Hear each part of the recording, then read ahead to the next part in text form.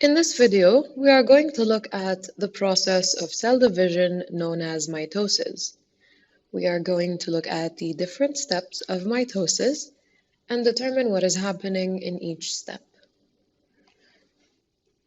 So to begin, this is the parent cell. It is going to divide to give us two daughter cells. I'm going to press play and we're going to see what's going to happen.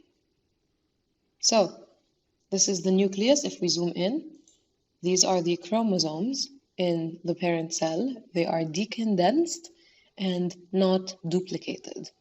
What they're going to do first is that they will duplicate and then they will condense.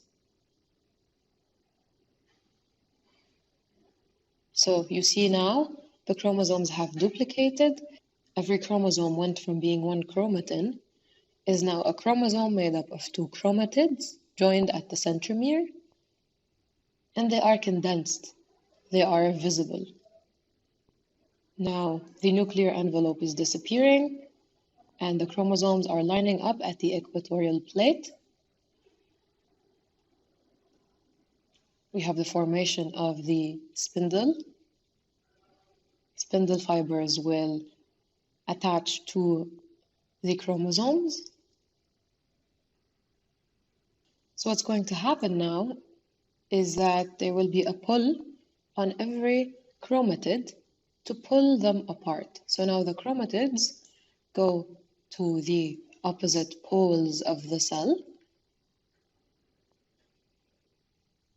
This is nuclear division, it's over. Now we have division of the cytoplasm. You can see that the cell membrane starts to constrict in order to divide the cytoplasm into two, which effectively divides the cell into two daughter cells. Now we have two daughter cells, the nuclear envelope reforms, the chromatins decondense, and we end up with two identical daughter cells to each other and identical to the parent cell that made them. This is mitosis.